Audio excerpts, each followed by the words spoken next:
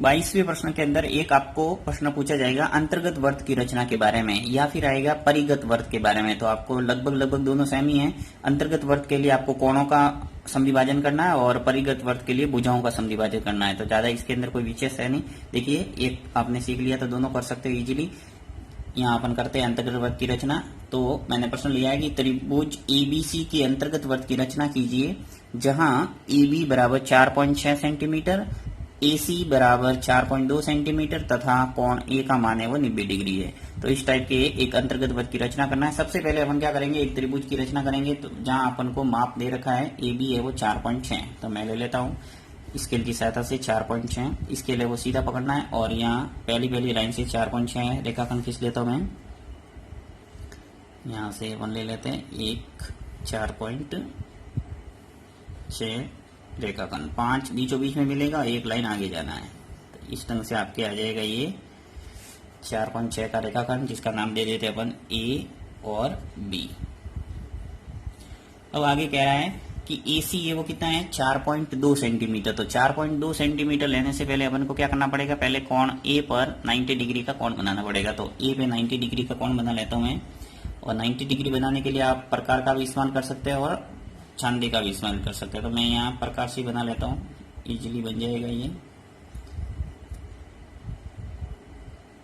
अर्धवर्त खींचना है और आपको नीचे जहाँ प्रतिच्छेद बिंदु है वहां से आपको 2 चाप काटने, एक और जहाँ चाप काटा वहां से वापस आगे एक दूसरा चाप, फिर ऊपर चाप काटने और यहाँ से आपके ऐसे आ जाएगा 90 डिग्री का कोण।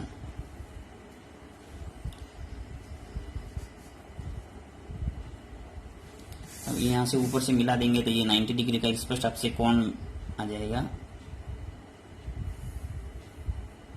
बिल्कुल स्ट्रेट होता है 90 डिग्री का। ये आ गया 90 डिग्री। अब क्या कह रहा है आगे कि AC है वो कितना है 4.2। तो इसके स्केल की सहायता से 4.2 भर लेते हैं, 4.2 भर लेता हूं मैं। 4 से 2 लाइन है वो आगे चलना है और पहली लाइन तक जाना है। तो यहाँ आ गया आपने 4.2, बिंदु A पे रखना है और 4.2 का एक चाप काटना, इसी 90 डिग्री का जो कोण बना है वहां पे। तो यहाँ से एक चाप काट लो, ये बिंदु आ जाएगा आपके C। देखिए A और B पहले से आ गया था, ये बिंदु आ गया C। इस C को B से मिला जाता है स्केल की सहायता से। तो आपको एक अभिष्ट त्रिभुज ABC है वो प्राप्त हो जाएगा। मैं मिला देता हूँ B से C को। तो यहाँ से अपन ने मिला दिया ये B तक।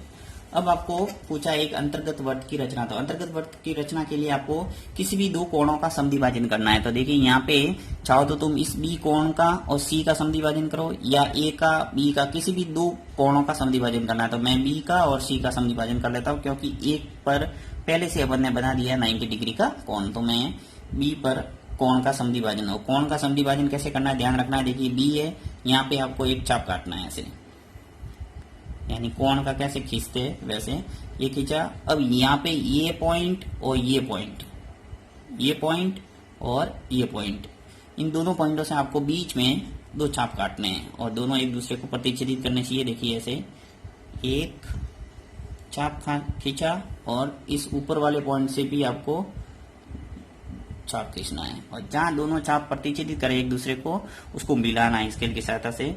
ये स्केल रखा और बिंदु B और जहां ये एक दूसरे को प्रतिच्छेद करते हैं उसको मिलाना है। आपको पेंसिल थोड़ी तीखी रखना, मैंने थोड़ा मोटा रखा है ताकि आपको दिखे इसलिए।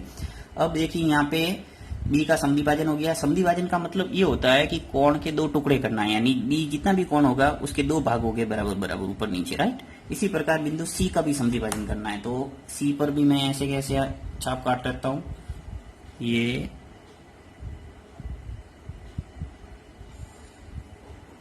और इसी से 2 चाप काटेंगे बीच में।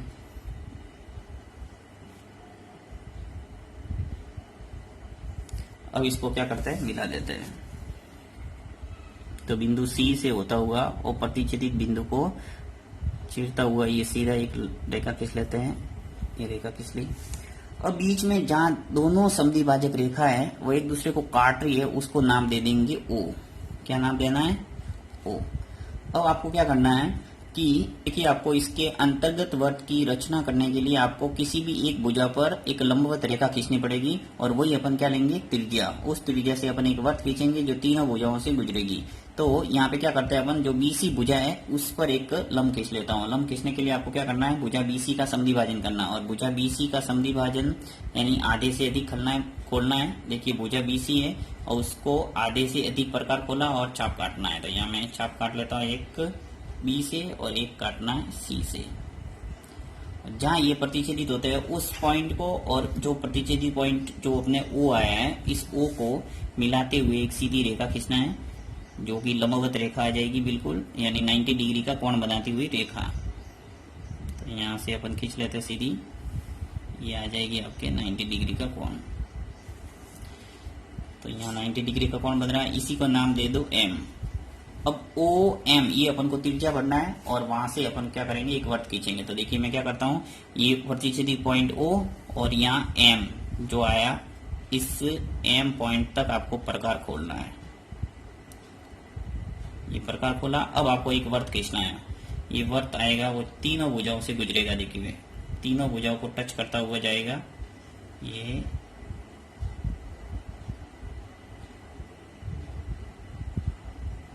इसको बोला जाता है अंतर्गत वर्त। देखिए ये वर्त जो खींचा है मैंने, ये लगभग तीनों भुजा को क्या कर रहा है, स्पर्श कर रहा है। तो इसका मतलब क्या हुआ, अंतर्गत वर्त की रचना है वो अपने कंप्लीट हो गई।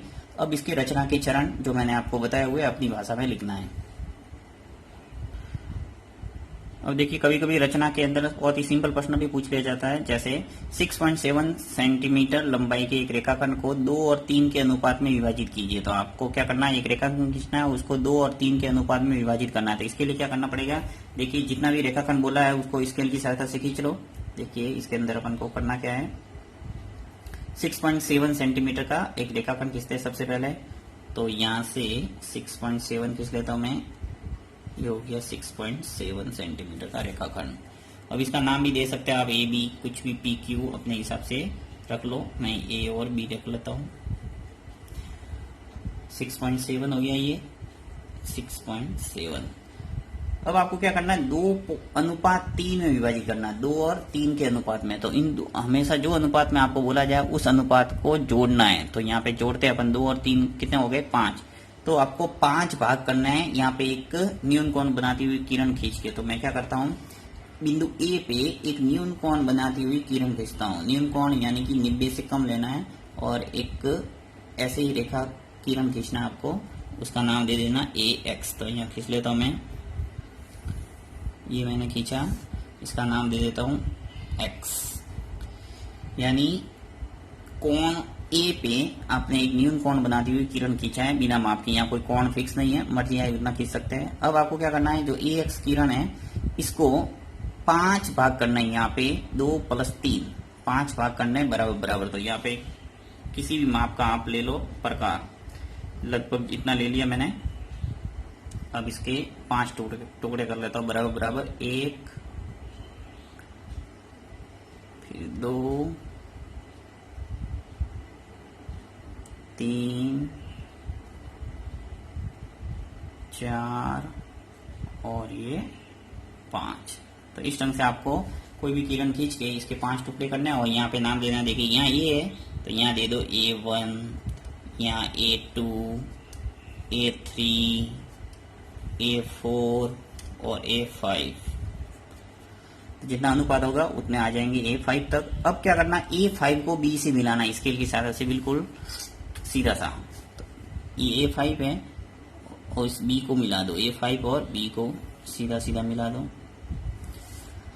अब इन दोनों में से छोटा अनुपात देखना है। देखिए जो 2 है ये वो छोटा है और 3 बड़ा है, तो 2 वाला देखना है A2 है। इस A2 से आपको A5B के समांतर एक रेखा खींचना है। तो समांतर खींचने का सिंपल तरीका है, या तो इसका कोण माप के फिर करो या फिर स्केल की सहायता से सीधा रैक करके कर दो। तो स्केल ऐसे रखा, उसके बाद में सीधा स्केल रैक कर दो, ऐसे खींच लो। यहाँ पे बिल्कुल समांतर रेखा आ जाएगी। ऐसे कैसे, ये समांतर रेखा, ये आ गई यहाँ पे समांतर रेखा। इसका नाम दे देना P, यहाँ P दे देता हूं। अब देखिए रचना के चरण है वो किस ढंग से लिख रहे हैं। सर्वप्रथम लिखना है कि सर्वप्रथम हमने ए बी बराबर 6.7 सेंटीमीटर का एक रेखाखंड खींचा। फिर दूसरा पॉइंट लिखना है कि बिंदु ए पे एक न्यून कोण बनाती हुई किरण ए एक्स खींची, इस प्रकार खींची कि A1, A1 A2, A2 A3, A3 A4 और A4 A5। इस ढंग से आपको बराबर बराबर लिखना है। A1 बराबर A1 A2, इस प्रकार से A5 तक लिखना है। फिर आपको लिखना है कि A5 को B से मिलाया है। नेक्स्ट पॉइंट लिखना है A2 P समांतर A5 B खींचा, यानी A5 B के समांतर क्या किया आपने, A2 P खींच लिया।